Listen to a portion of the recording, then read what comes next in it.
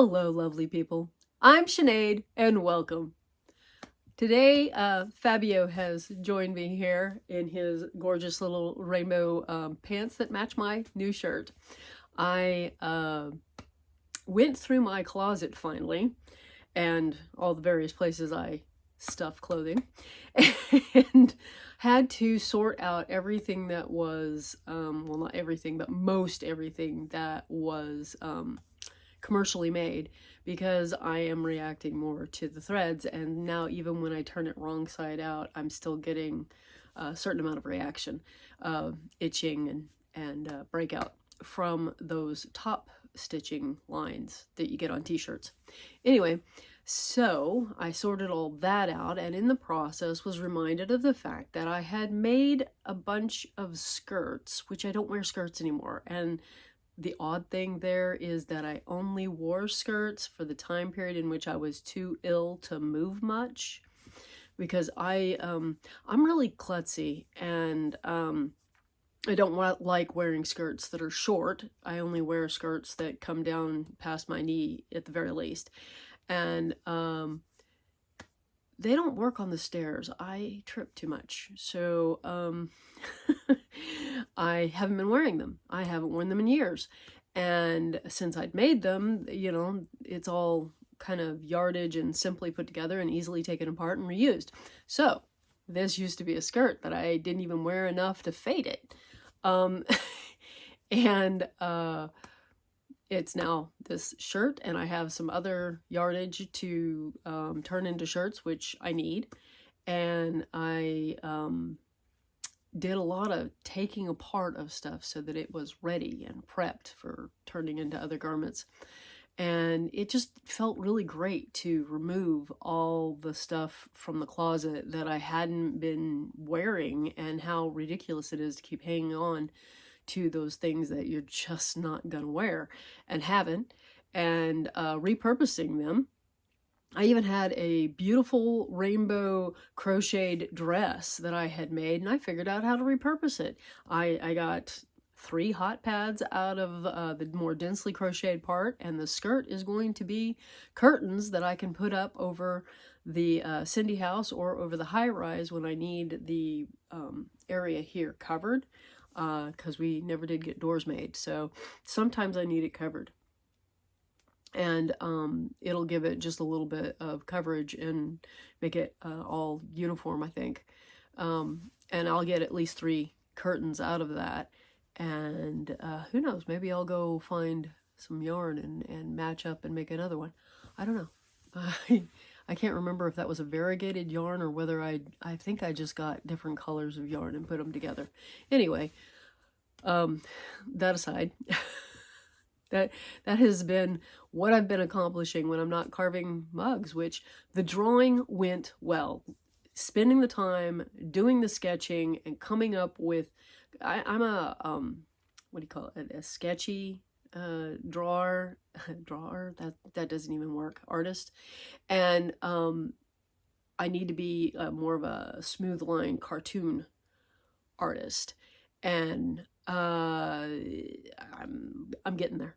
And it's kind of similar to the learning curve of learning to use the watercolors, you know, in creating a picture. And I use watercolor pencils and watercolors with the brush, you know, pigment. And it was not drawing. So like I said, when I was a kid, it was drawing all the time, sketching this and that, and it really, you really have to put in the time, to the practice, to be able to get things to look at least somewhat like what you want them to look like. We all thought that we could use stamps, because there was a stamp, just a regular like cookie cutter as a stamp, when I say stamps, on the clay. And if we were doing slab work, it would work really well. But we're doing it on a cup that has a rounded surface, and it's awkward to get that stamp in there. Anyway, so I was over there fighting to replace a hedgehog mug that I had made before that somebody bought and then accidentally broke and wanted a new one. And so I'm using the stamp and I'm trying to create this thing, and I'm going, you know, I should just draw it. And for the next ones, I won't, since I am trying to replace what they had before, I went with the stamp cookie cutter. But yeah, learning to just be able to draw it onto the mug. Wow, different, totally much easier. And just needing to pick a character or a image that I want to do and work on it until I get it like I want it, and then it's pretty easy after that because you've done the lines enough times that it's now, you know, repeatable. And that's been my challenge of the week, is to do things like that. We worked on our Pride collection, which is very small, and with Joey plans on making more mugs specifically for having Pride images on them. I really wish we could do rainbow glaze. There was some discussion with Cynthia, who does the glazing, and maybe she'll come up with something. We don't actually have a full rainbow of colors for the redware because some colors just don't show up. But we might have enough to come up with part of the rainbow. I'm kind of really excited to see what she does. Mostly we wrote sayings on there instead of so much images, but you know. I did want to mention, this is a vintage pattern. This collar is bothering me. I mean, visually, on my other shirt that is made from this vintage pattern is the is it My Little Ponies, and it doesn't have any what do you call it? Stiffening. Interfacing. There. It doesn't have any interfacing in the collar, so it's always kind of a wadded up mess. And I hadn't noticed just how big the collar was, so I got interfacing in this one, and I'm just like, you know, the store-bought tropical shirts weren't that big. So I may modify the pattern. And I may even be motivated to go back and change this, because I would rather it was a much, like, smaller collar. So instead of rambling on and on here, I hope you don't mind that I've done that. We're going to go work on that desk and give it some decoration. I've got half of what I need, so we can do one side. And let's go do that. Here's the table, and I have made this one for, I'll make this one for the long side on the, I want to call it the front of the desk and the back of the desk. At the edge, and I've got 4 of these made for the legs. So let's turn this up so you can see here. I've already marked the halfway mark, and I want to glue this one right there, and then later I'll make a second one and glue it on the other side. And I am not, the lid is stuck. See if I can, there we go.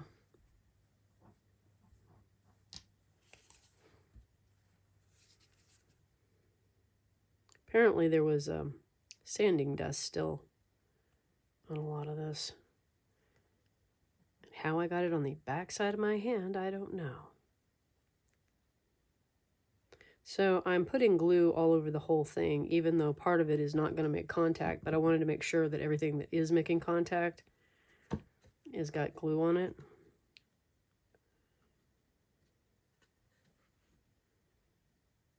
And there we go. Then I can take a paper towel and just wipe off that excess glue.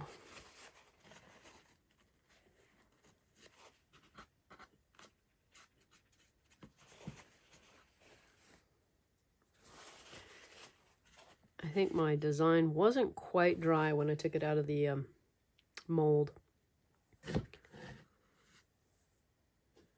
So on the corners, I'm going to put one like that, And then one on the other side, like that. So that we end up, well, it'll show up better once we've got it glued in place.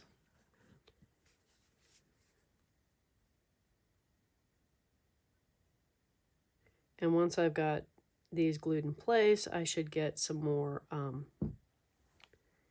paper clay into the molds, because I haven't done that yet.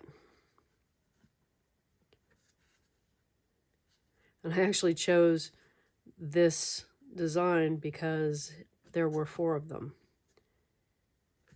available, you know? And I just wanted it to be easy, because anything else, it was like I had 1 mold and I was going, I've got to make 8 of them. I'll never have enough dry to be able to demo. I'd have to put it off. I would have had to put this video off until who knows when it would have finally been dry. I did sand the back of them, and that's how I kind of discovered that these weren't quite as set up as I would have preferred. They got a little mushed. But as you can see, the corner here of the table, I think that really looks cool. I was even contemplating putting like a little S-curve down here, but I don't think I found one. I think that was, didn't have the right mold for that without cutting something up.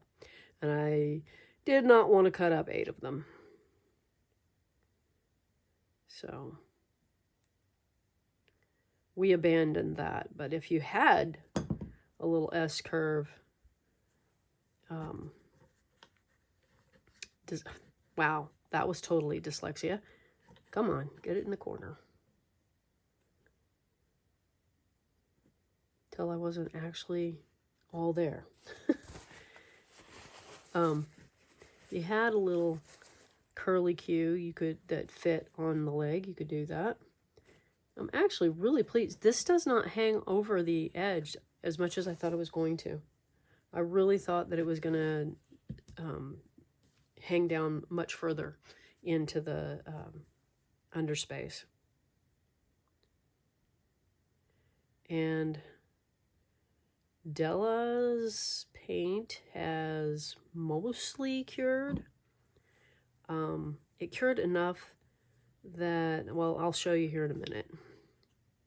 It's got an interesting texture to it that kind of leads me to believe I didn't have enough oil to,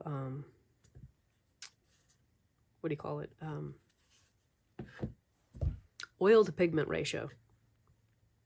All right, so there's the design, and I'll get the others made and put on and hopefully painted this week so that I can show you the finished piece. But I gotta say, being able to make these, just popping in these designs into these silicone molds, which this is the front right there, has been really fun. It's added elements that I would take me so much longer to do, and they wouldn't be nearly as nice if I did them myself. This is just a lot more complex and allows you to do things that you couldn't otherwise do. So, and I just let them dry in the mold. Like I press the paper clay in there, make sure that I start with like a smooth surface as I go in, and then press it in and let it dry in there, so that I don't mess it up trying to take it out. And I suppose you could take it out. I think that's glue. But you don't have to. So let's look at what we've got here. I think that's going to mess with the camera focus. Put it over there. So when the paint is initially cured, it has this chalky appearance to it, which on camera just looks lighter, but it's a very flat, chalky appearance. And then I took a rag, and that's what some of those t-shirts became. And I rubbed it, and it shined up into what I would expect the oil paint to look like. So I'm guessing that I'm just rubbing off excess pigment dust. And then it has kind of the almost sticky, but not quite texture to it. So it tells me that it's not quite cured, which is why I haven't taken the wire out, is I feel like I'm going to just hang it back up for another week. But it was wet enough right there that the whole color came off. And a little bit there, same thing. And what I'm trying to decide is whether to just leave that as kind of an aging, making it look more like her face, you know, a little bit aged. Anyway, I will be buffing up the rest of them, hanging them back up for a week, and then hopefully we can put her together. I'm really hoping that we can put her together by next week. These are still looking really dark in comparison. And that's the other thing, is like, I don't feel good about putting, as long as this has kind of a tacky feel to it, I don't want to put another coat of paint on here. But at the same time, I'm like, maybe it would lighten up. I don't know. It might not. It might just get darker. I should test somewhere. I should do some kind of, like, bottom of her foot doesn't feel tacky. I should put a little bit on there and see what the color does, and then decide. That would be the smart thing to do. So maybe I'll go do that. Anyway, I hope you enjoyed this short little video, and you have a delightful day. Enjoy your Pride Month, and a wonderful week. Bye-bye.